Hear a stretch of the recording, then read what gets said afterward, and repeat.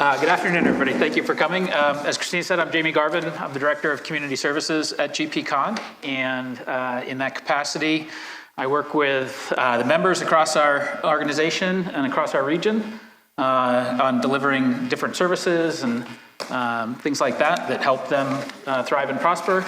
And I also work on a lot of our legislative policy and advocacy programming. So a lot of this that we're going to be talking about today comes right sort of at the nexus of both of those areas. This whole event was really conceived through response to member questions that came to us about we're getting all of these new policies and new statutes and new rules from the state, and there's more to it than just creating policy, and we really need to come up with more thoughtful and pragmatic way to approach these housing goals that are being established for us.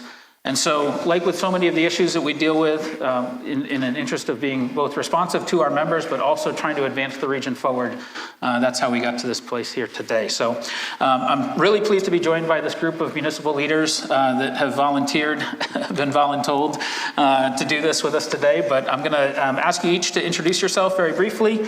And also, if you could use just maybe one sentence or phrase that sort of describes where your community is at today in the housing and development sort of spectrum. So I'll start down at the end with Bob Burns from Windham. Bob Burns, Town Manager, Town of Windham.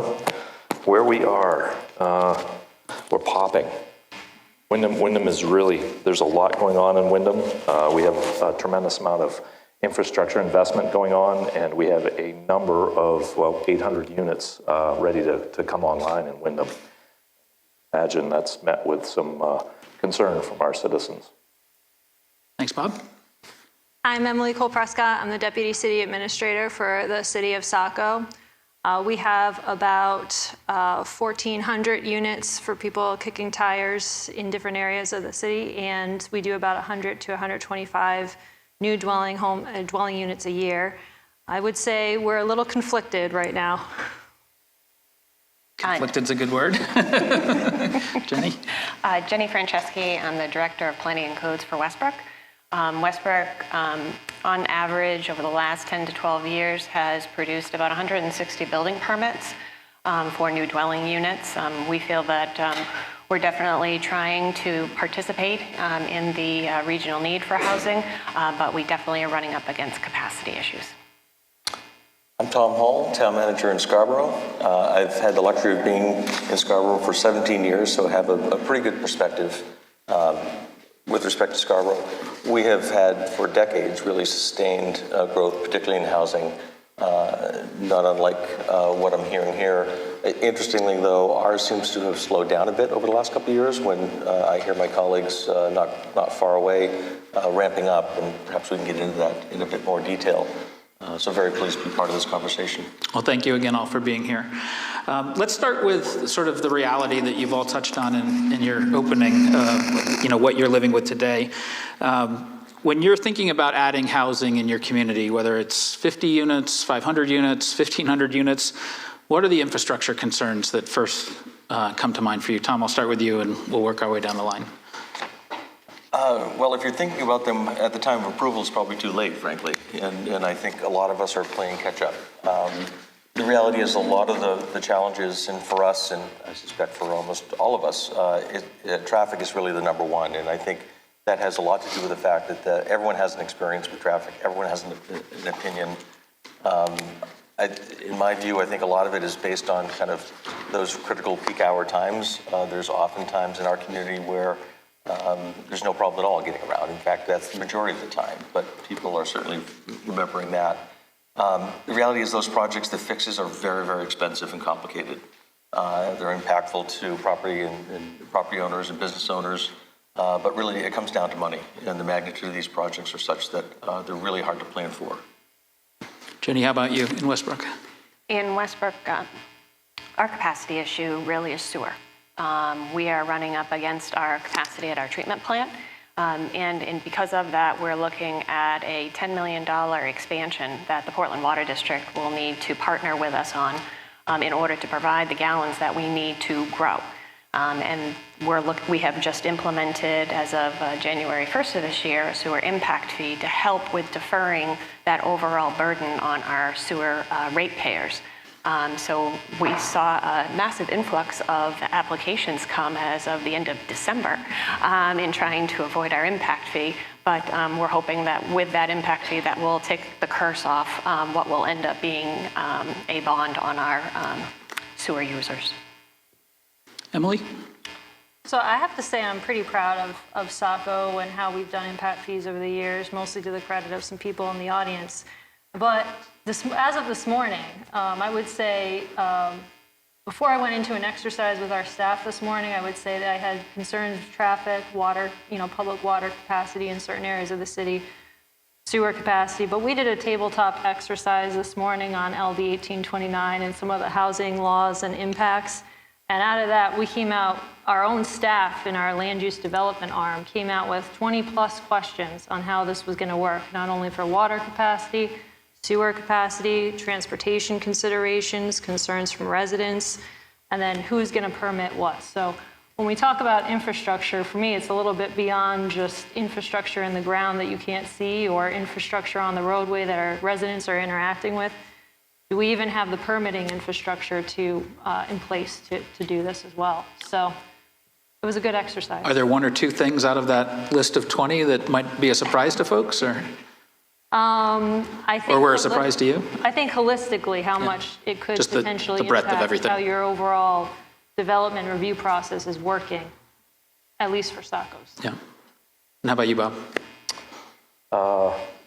One of the big discussion points is actually school size. Seems to be the first thing on people's minds in Windham regarding impacts from new development. And we're happy to report that our class size in our grade schools has actually decreased over the last 10 years and has leveled off, so we have capacity. We brought our school superintendent in to have detailed discussions with him, so we're happy that we have additional capacity there. It's kind of interesting, we've polled our residents. Crime is a big concern. Folks are very worried about the increase in crime. Should multi-units go in? We do have some that are under construction now and another 300 units planned. So that's certainly a concern. We are in the process of constructing a new wastewater treatment plant in partnership with the Water District. Scott, I saw you out there earlier. I don't know where you went. Scott Furman is here with the Portland Water District, so he's a resident expert. And traffic, and we're fortunate to have a RAISE grant queued up for North Windham to help alleviate traffic concerns. But, this is catch up. It's Roosevelt Trail, approximately 30,000 ADT, rivaling 295 Falmouth. We don't have an interstate. It's the state route. So. Yeah. Listening to all of your answers on that, there's all of the things that we would expect in terms of infrastructure and services. I know this afternoon we're going to get into a little bit more detail on things like transportation and utilities and the like. Maybe talk a little bit about the balance that is also, I imagine, a challenge between existing systems that you have in place that either just aren't equipped for the needed expansion or were adequate at the time they were planned but are not adequate for today's use versus net new services which come with their own set of challenges, own set of costs. Emily, maybe I'll start with you on that. I thought you were going to start with me, yeah. So a lot of things, we have still been replacing brick sewers in Saco that are there from historic times. So that's just one example of infrastructure that we've replaced over time that may not be super impacted by development, but could be. And then our roadways. If you look at some of our roadways, they were built years and years ago, and there's a lot of pressure now to get people walking on these roadways that weren't designed for it, or get people biking on these roadways that weren't designed for it. So those are just some quick examples, but additionally, we have a lot of places in Saco where people need booster for water service, for public water service. So I'm not even sure if the water companies have been brought into this discussion either for increased housing, but. Well, they will be later today. Oh, good, okay, I'll stick around. Jennie, do you want to weigh in on that? For us, when we're looking at new development, we typically try to look at what we have currently in the system or the deficiencies in our system. If there's sewer main that is full of cracks and needs to be replaced, occasionally we will have that be a project cost that will be borne by the project because it is made necessary. We don't want to put any more into the system and cause further problems at our plant. In other instances, maybe it's a sidewalk that we need to get 72 units of people to an area where we have transit available, and therefore that project's going to take on 600 feet of sidewalk to connect to the system, and that is a project cost. So, and we try to be really strategic in how we look at it to try not to overtax a project, but we also feel that projects need to participate in our community and provide the infrastructure that we all need, and it shouldn't fall on the backs of our taxpayers. I think that provides a perfect segue into the next topic that I wanted to touch on with who pays and how, right? So I'm going to direct this to both Tom and Bob. Municipal budgets are extremely tight. We all know that.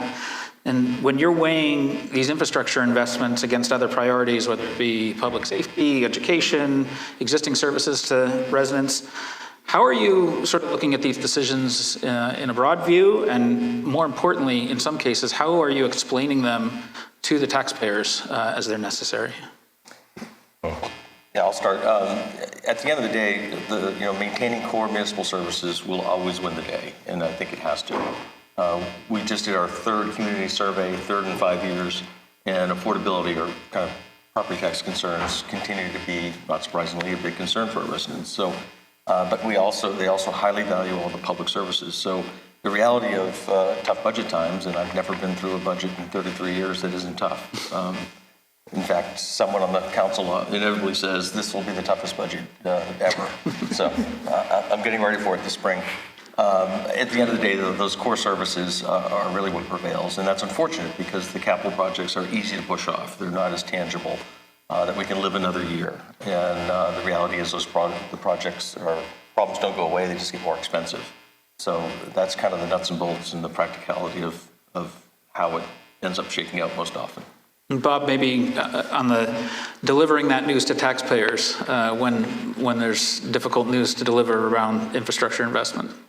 Our current town council has been pretty bold on investing in ourselves in the town of Windham. We're putting in approaching $50 million commitment for this treatment plant that I mentioned in North Windham. Most folks drive through North Windham and see big box stores and just think urban area. There's no sewer there. All of those businesses you see are on the septic system.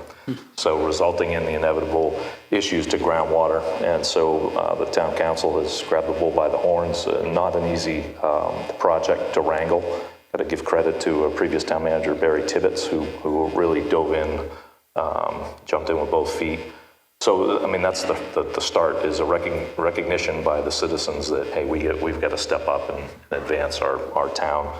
And then the traffic situation in North Windham has always been difficult. Everybody's trying to get into, especially in the summertime, trying to get to their camps, trying to come in from out of state for some. And so the RAISE grant will really help to offset. But there's concerns with, wait a minute, you're building a treatment plant, you're going to do this road infrastructure improvement. Are we going to develop and cause more problems on top of this? Are we going to add to this problem? So, yeah, these are real world situations. Jennie and Emily, I want to come back to you. You talked a minute ago about impact fees, developer contributions, things like that. What are the roles that they're playing in your communities today, number one? And number two is, it sounds like, from what I'm hearing, they're really insufficient in covering the costs. And so there still is a gap. And how are you going about addressing that? So, Emily, do you want to start? Sure. So we have a pretty good impact fee system in Saco. It's been in place for years. When you build a residential home, you pay certain impact fees, such as sewer. Fire EMS has a smaller impact fee. Parks and Rec has a rec facilities impact fee, and those all get added to the building permit at the time that you go to the code office for that permitting process. Those fees then get held in an account, and then they're used to offset the cost of long-term improvements in the corridor, in which usually it's, if you're in a planning board review, usually it's within the corridor that they were paid into, or they might go into a fund to pay off debt. A lot of the times with sewer, they're going into to pay off debt, or they're going in for projects so that we can help growth. It is a good system, but it does not cover the full impact of a housing unit, especially not when we're seeing them at scale. We just started true impact fees in Westbrook. We have had an open space fee that has gone on residential development, where we utilize those funds to implement a residential component in our community. And as I mentioned, we typically have been very targeted in having the planning board provide direction as to what a project is going to take on for off-site improvements, which some might call that, a form of an impact fee, but it's very tangent to a planning board process. The sewer impact fee that we have just implemented, the council made sure that we were not going to double dip in how we were approaching impact fees to the overall residents, because not only are we talking about the current residents, but the folks that pay the impact fee will be residents as well, and they're also going to be responsible for the bond that will be a part of it. So we actually reduced our impact fee by half of what the overall math determined for the project. So when looking at what we're going to gain out of the impact fee, we'll have a nest egg of money, but the impact of that will end up becoming a bond for the sewer rates to play. If I could just add, Scarborough has a long history. We've had impact fees, particularly school impact fees and traffic impact fees, for over 20 years. Have just updated our traffic impact fees to reflect new need, and our school impact fees with our voters approving a $140 million school project. But we've added on some additional ones. The one thing I'd note, just to follow up on a comment earlier, is that the reality is you'll never collect enough money to do the project. With our traffic impact fees, the council made a very conscious decision to have the fees at a 40% rate from what we estimate the project costs. And that really is born out of the reality. The fees were getting to the point that they were almost exorbitant. And fees can't be used as a growth management tool. They really need to reflect the demands put on the systems. At the end of the day, all these fees impact affordability.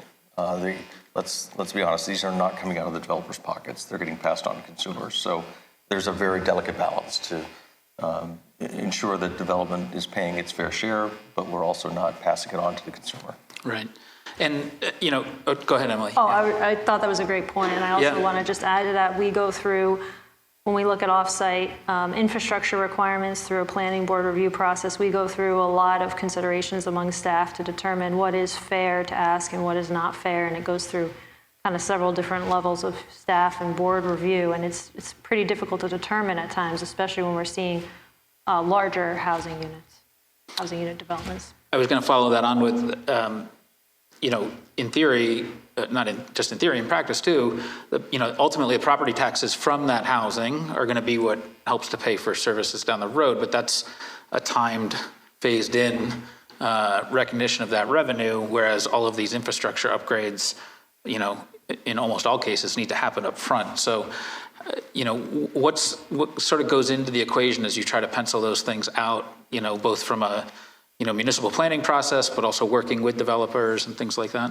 The reality is, it depends on the housing, of course, but housing generally doesn't pay its way. Mm-hmm. The amount of tax revenue we collect from residential property taxpayers doesn't offset the cost to provide services to them.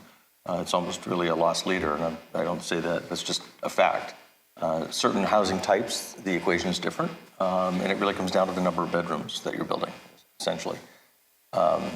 So that's just something that everyone ought to be aware of. And Scarborough, like many others, for decades upon decades, as suburban communities, built almost exclusively single-family homes with 3 or 4 bedrooms, and we're continuing to live with that. We're now seeing a diversity in housing type, and seeing those numbers come down considerably. And I think Bob mentioned, our school population is actually going down. It's kind of counterintuitive. People see all these rooftops.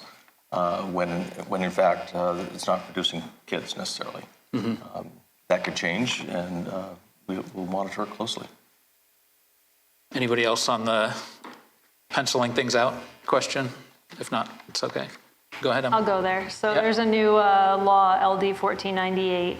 I'm not sure 100% what impact it's going to have on each community. We're reviewing it in Saco. But basically, you need to encumber these funds quicker than we have been able to in the past. So years past, you could collect certain funds for a certain corridor, and you could keep collecting until you had somewhat of something to get you started for either a grant application or to help offset a capital improvement cost. But we're going to be asked to get these encumbered somewhere within 360 days. So that's going to be a little bit of a change. We'll need to figure that out with our capital improvement planning processes. Do they get encumbered to the capital improvement plan? Do they go to pay down debt and we have to just go out for long-term borrowing more often? That's going to be a question communities are going to have to grapple with. Yeah, and that's still a little bit uncertain, as I understand. There's some work going on being led by a study group through Maine Office of Community Affairs to try and introduce potentially some fixes to that. But there is a big disconnect between, as it stands now, how those impact fees are supposed to be spent with a vastly different municipal planning process or development planning process. So the last thing I want to talk about, go ahead, Jenny. Could I just, I Please. just wanted to Yeah. jump on something that Tom mentioned about just like the cost that residential, comes into your community and how that sort of offsets your tax base, when really the reality is it's more your commercial that's offsetting the cost so that it's affordable and livable in your community. And there have been several bills that have been placed into discussion about trying to place residential in all areas. And that's where a lot of times I've spoken up to say we have to be very careful about that, because as communities we need to balance between every area being residential and some areas being allowed to be commercial and industrial, because the commercial and industrial is what funds our tax base. And so I think that we just have to play a delicate balance with those elements. Can I just add one thing? Go ahead. We went out, like Jenny and I went out and we asked all our residents, what do you want to see? How do you want to see your community grow? What should we put in the comp plan? And now it's like, and in Saco we were following the comp plan. So now it's like, well, that's out the window. We're not doing that anymore. It almost makes one of my follow-up questions Oh, I'm later. sorry. Well, no, I was going to ask you. Thank you. It feeds right into it. I was going to ask you about, the differences between 5 and 10 years ago, and how you were doing things then versus how you're doing things now. So, Tom, you talked about your lengthy tenure and. Yeah, I call it the 20-year itch. Scarborough's got a long history. Every 20 years or so, there's this groundswell of concern around growth and where are we going and what are we going to be. As part of this most recent conversation, we look back at all of our oldest comp plan from 1965. It is almost a mirror image of our 2021. They called things a little differently. They're not designated growth areas. They're called, what it is, but essentially it's depicting the same areas of town. And so what's happened should not be a surprise to anyone. It's been consistently supported through good community process 5 times now. It certainly got their residents' attention, and it's something our council just is going to have to deal with. There's no way around it. The last money question I want to ask before we move on is, have any of you had any success working either with state programs, federal programs, developing resources and revenues for infrastructure tied to housing? Is there anything that has worked for you in those spaces? Limited. We do have, we did work with a developer, and we have a senior housing development also in North Windham that is planned and approved, but they haven't pulled the trigger yet. So we're hopeful that happens, but they're on hold. But that did involve state funding through that developer. In Saco, we did our water resource recovery facility upgrade. A lot of that was for sea level rise and climate change considerations. We did factor in growth for the community in that. Now with the state law changes, we might want to reevaluate that, but we were successful in getting about $11 million worth of grants through different sources of funding, mostly CDS funds. And then we did get a housing action plan, grant fund, a small one for $35,000 from the housing office.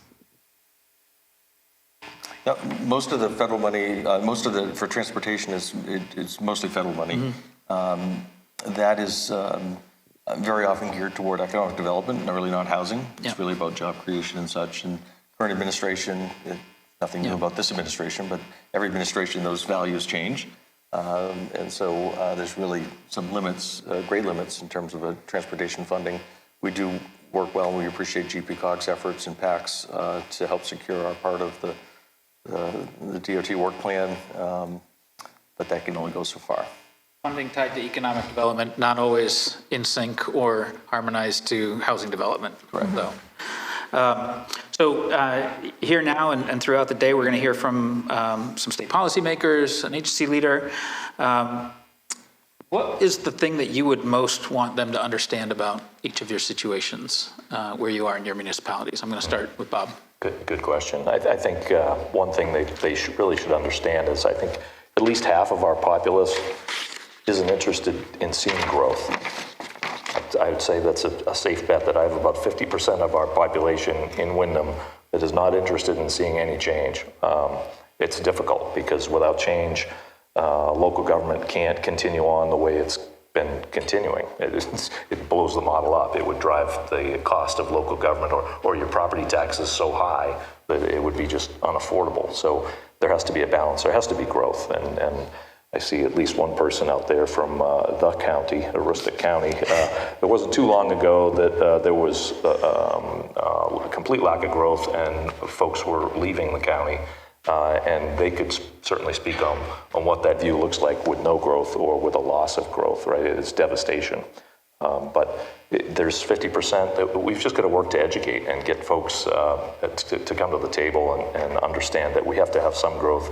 I think it's also important to recognize that with LD 1829, it does appear that the entirety of certainly southern Maine has been designated a growth area. You know, we're basically telling folks in Windham, you have no more control of your zoning.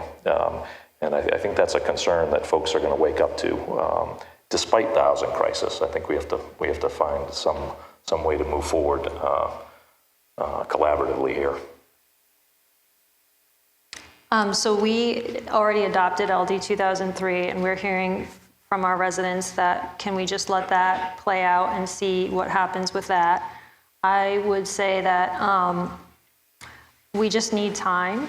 I think if there was more work with the municipalities and we could build resident input into this and build good plans individually, I know it might not be an overnight process, but I think that we could come up with really strong plans for each community, and we might be able to actually see some really good, appropriate housing action in places where we want to see housing. One thing I think this has caused, these two laws back to back, is yet even more confusion. It's already difficult to get something permitted in a downtown area. It strikes me as sometimes it's a little easier to get something permitted way out of reach of services because maybe there's more land that's farther away from folks. So there's a lot that goes into it. I just think we need time, and we need to be able to develop our plans and work either regionally or internally in our communities and report back on what we think could work and get that resident input.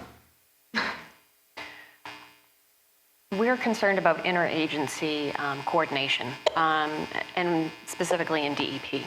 We've got situations that are now being brought to us when we have a SLOTA permit that a project is potentially going to be stopped if we don't demonstrate that we are taking the same amount of flow out of the stormwater system that their project is going to put into our sewer system, even though our treatment plant has a completely acceptable long-term plan for how we're going to deal with that with a 5 million gallon storage tank that is set to be constructed in the next 5-year period. Being told that just recently, now we're just very concerned that if we don't have enough projects that we have done within our community to demonstrate we have pulled stormwater out of the system, we're going to be telling developers that Westbrook is at a halt point until we can construct a 5 million gallon storage tank.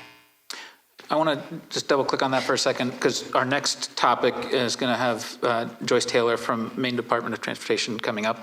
And we are going to be touching a little bit on that interagency coordination and collaboration.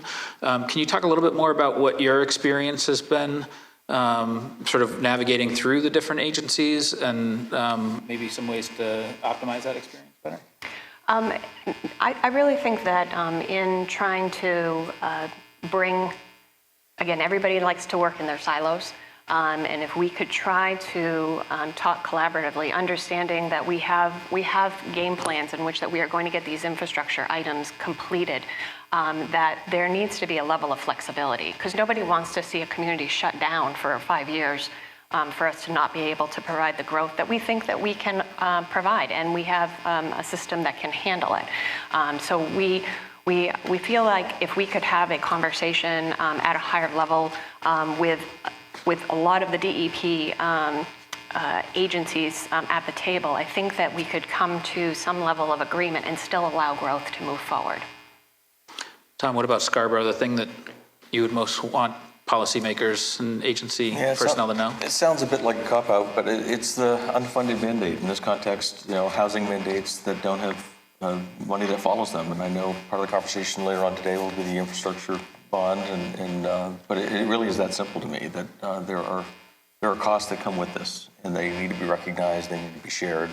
The reality is we need partnership and funding to provide solutions.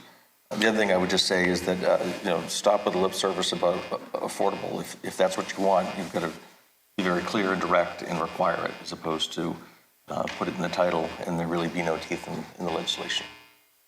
Emily? I just want to add to the coordination piece. I would like to see all the utilities brought in when we do our local permitting a little bit stronger. And then DEP, not on the permitting side, so we wouldn't really interact with that when we do a planning review permit. But DEP is wrestling with how landfill capacity works in the state. And there's a lot of broader conversations around growth that just are not getting, there's no synergy between. So I'm glad you're doing this today, is the takeaway. Thank you.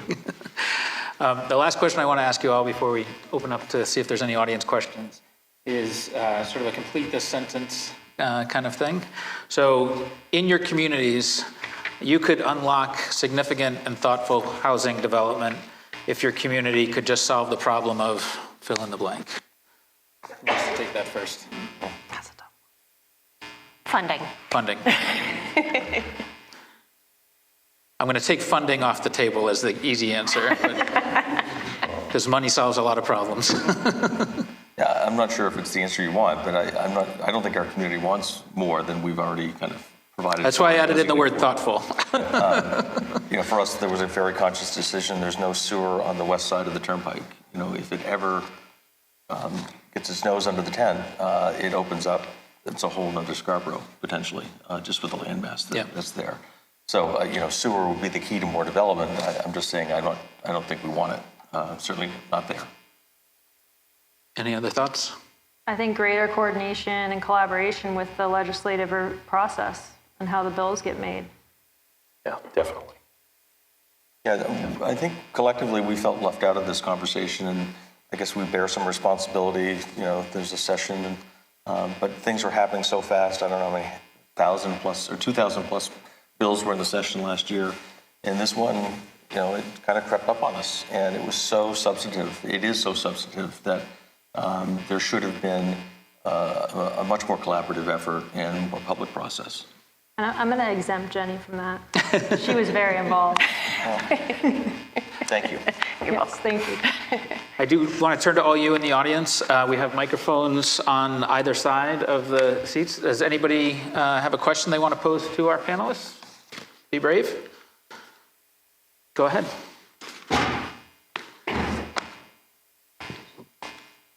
Thank you very much. My name is Stephanie Anderson. I'm with the town of Cape Elizabeth.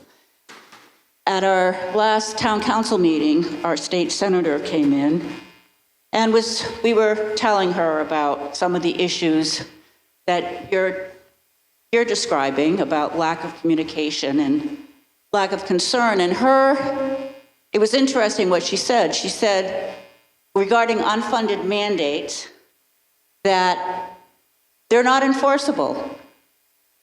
That if we have an unfunded mandate and the state does not pay 90% of the cost, then these requirements that they're putting on us under state law are not enforceable. And I was asking if any of you have encountered this, and if so, what steps have you taken to take advantage of these state provisions? Have you heard of this? I have. I would question that as a as an approach. Scarborough can go first. If we choose not to implement certain changes to our local ordinances to comply with state law, I think we're putting our communities in peril. I suspect the development community could and some would, take us to task at that. In fact, Scarborough has been sued for not implementing its own comprehensive plan. So choosing not to implement state law because there's a fiscal note attached, I think could be very tricky. You made it really clear that you didn't have to. Well, she's not. It was surprising to me.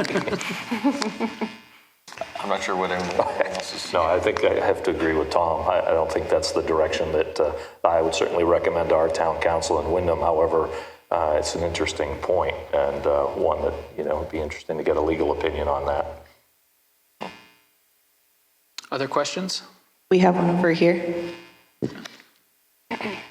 Hi, my name is Ann Gass. I live in Gray. I'm on the Gray Town Council, and I wanted to pick up on the comment about affordability, housing affordability, because my first job in Maine was to promote affordable housing in Cumberland County. That was like 38 years ago, and we haven't made a hell of a lot of progress since then. In fact, I think the problem, if anything, is worse, despite the housing that has been built.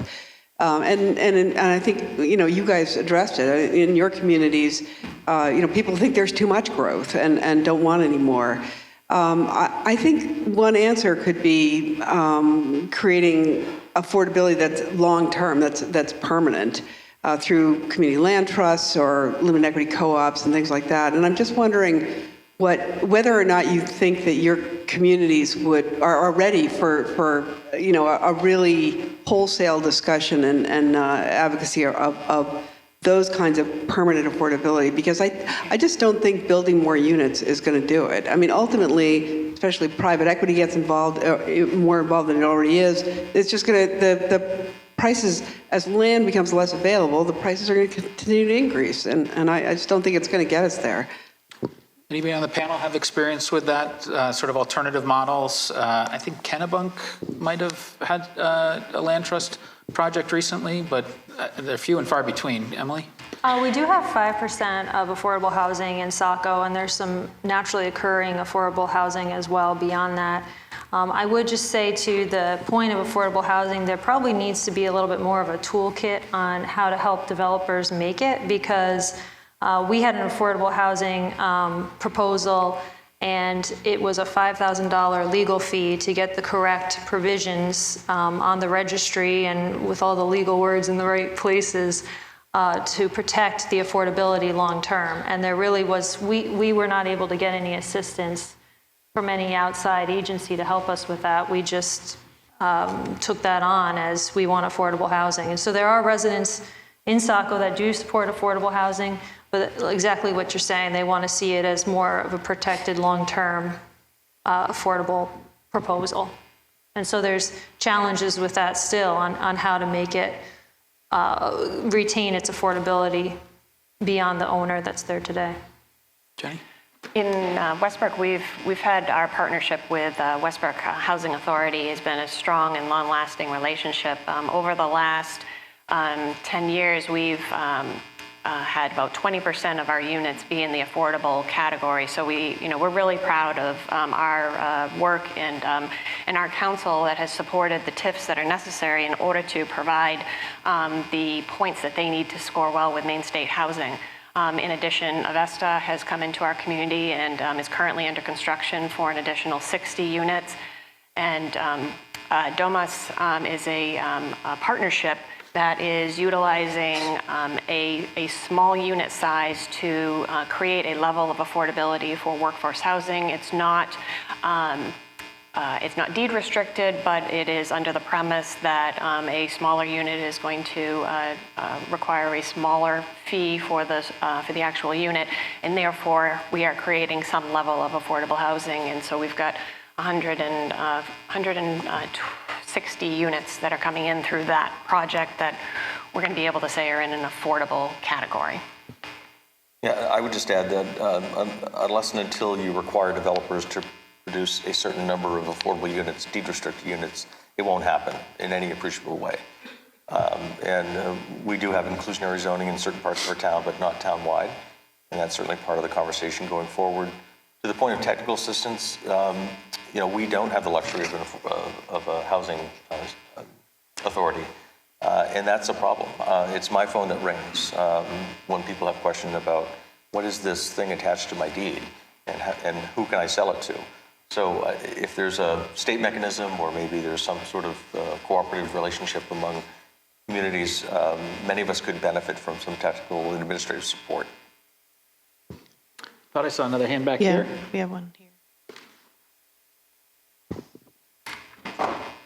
Thank you. Hi, good afternoon. My name is Mary McCran, and I'm a planner. I currently work at a small design build firm, and I'm happy to be here today, and I've learned a lot by listening to you all this afternoon, so thank you. My question is, have you heard of the Community Preservation Act in Massachusetts? I started my career in the Boston area, and I often like to think about what works in other places. I'll turn this into a question, don't worry. The Community Preservation Act, it's a statewide policy that's pushed down to the local level, where at the community level, you come up with a plan, you have a board, and you have to adopt in your community between a 1% and 3% surplus on your taxes. And that money then goes into a fund that does projects that are listed in your Community Preservation Act plan. There's 4 key categories. It's affordable housing, open space preservation, historic preservation, and there's one other one I can't remember right now. It works. I would encourage everybody in the room today, I wanted to say this in front of this room because it works. Most communities in Massachusetts have adopted this, and they've used it as a funding source for projects. It won't fully fund a project, but it's another funding source. And so my question to the panel today is, do you think that your residents in your community, do you think that you could get that passed? An additional 1% to 3% charge on your taxes every year that's going into a fund for these types of projects. I know in some communities in Massachusetts, it's been tricky, and not everyone has adopted this. I could see that happening in Maine as well. But I live in Falmouth, I have 3 children. It's my wish for Maine to adopt this. So I'm interested if you think you could get that done in your town if we had it. So that's basically a land bank model, is what you're describing. Yeah. I would dodge that question. That's why I like to use It's interesting.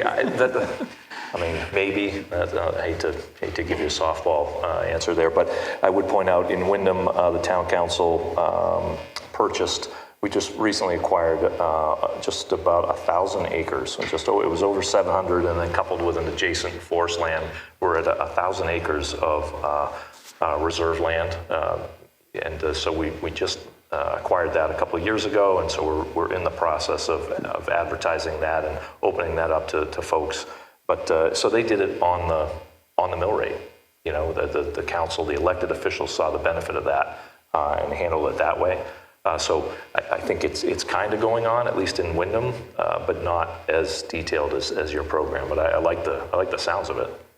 I think it comes down to community values. You mentioned 3 of the 4, at least for Scarborough's purposes, through all of our community surveying. The 3 things you mentioned are residents tell us they highly value those. So I think something like that could work. I don't know that it would be one size fits all. I think each community has to have that conversation, and those investments need to align with community values. In Saco, we did the council put aside $200,000, which is not the percentage you're talking about, but $200,000 to start looking at what we could do to help with affordable housing that might not be specific to our regulations, but something like partnering with a developer or a trust or something of that nature. And they're going to set a policy for it at some point. So beyond land acquisition, other Right. supportive financing, yeah. Some sort of support. Yeah. They haven't defined what that looks like yet. I have a question here. Oh. I mean, it appears as though it's kind of like a forced piggy bank system that we're putting money into, which I'm a big fan of because we rarely have that opportunity to kind of like set aside funds in every budget for, a future endeavor. It's difficult every budget season that you come up against, and you're having to make that determination on what we're going to cut within this budget in order to be able to facilitate just the bare bones of municipal work, but it definitely sounds intriguing. I was going to, if I could interject from my perspective, I know in my community, Stephanie, is it half a penny or a penny on the open space preservation? On the mill rate? We have something specific for preserving open space, but not as broad as you were talking about housing production. So it'd be interesting, whether or not an existing program gets redirected to a different priority or a secondary program came in. But in my community, I think it started out as a half a penny and went up to a penny on the mill rate that goes into this this fund for that. But I think we have time for about one more question. Someone's been waiting over here. Hi, my name is Malia. I'm from Southern Maine Planning. I was wondering if any of your towns have used TIF districts, and if so, if you've seen success with that. Absolutely. Who wants to talk about TIF districts? We are all in on TIF districts. I mean, without the TIF options, we couldn't have started our wastewater treatment plant. It's fully funded with TIF revenue. We've utilized it for that land purchase to some extent. And we are consistently analyzing that and amending it. It's an extremely important program for our town. I can't imagine us being where we are without it. That's critical. Saco definitely expanded its use of TIF districts thanks to someone else in this room. And so it is a healthy fund, and we use those to fund sewer sewer bond is one of the things, but there's a whole host of things that those can fund. Yeah, Scarborough has a long history of using TIFs, some good history, some bad. We've learned from the bad. The current one that's worth noting is the Downs project, which is arguably one of the largest single developments in northern New England currently. In that case, we're not assuming any risk, but through a credit enhancement agreement, they are making the full infrastructure investment. We're reimbursing a portion of the new taxes paid on new value they create.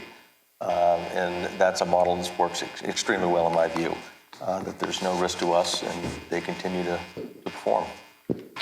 If my counselors could put my entire community in a TIF, they would. They absolutely love TIFs. Yeah, we have, just one note, we have a framing issue in Windham, and a lot of residents feel when you hear the acronym TIF, they think that we're giving money back to the developers. That's the credit enhancement part of the TIF, which we typically don't deal with. But a TIF is a really incredible tool.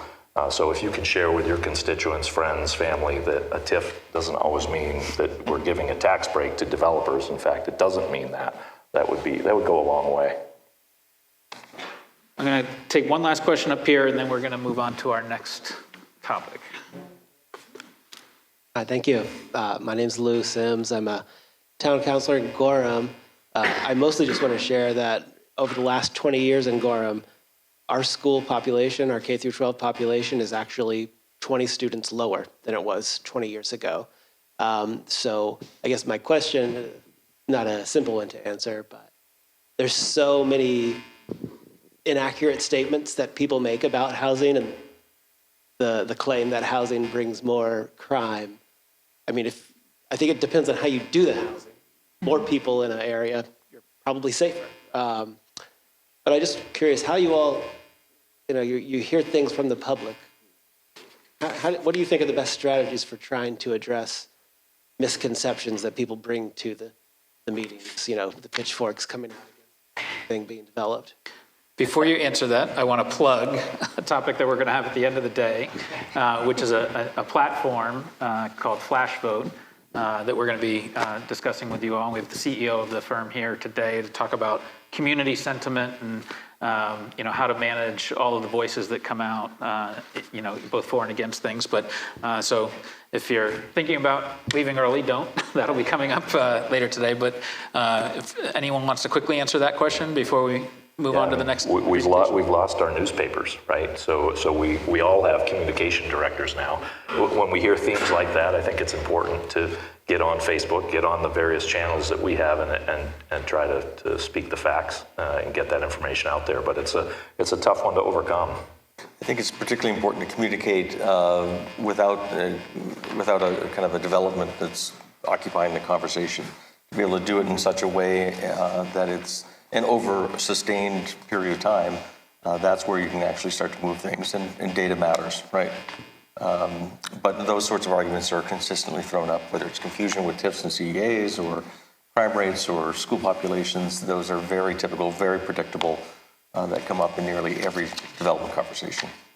2 years ago, Saco was in the newspaper a lot for specific development, and there was a lot of distrust of the planning department. And we went on every single community event that we could possibly go to, for whether it be Arts Fest or Pumpkin Fest or whatever it was, we went to it.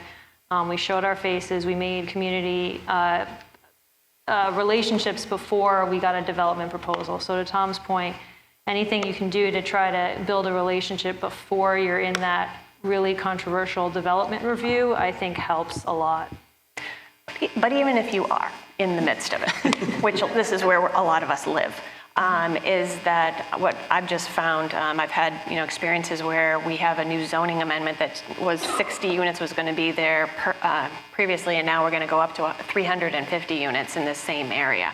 And I had 100 people participating in those initial meetings with me, and it was a lot of come into my office and let's talk about this. It's debunking the myth. My taxes or the value of my house is going to go down because I've got a multifamily beside me. And then I go and show them this exact model across town, and those values have actually gone up. It's amazing when you can try to show people facts, and then you're able to just sort of, you cut the arguments out from underneath it. And by the end of the process, I had 5 people in the room.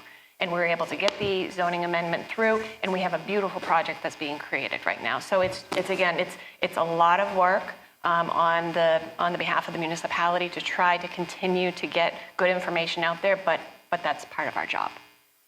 And if someone thinks that you're intelligent enough to create a conspiracy, that they're actually thinking really highly of you, because I'm not smart enough for half these conspiracies. So.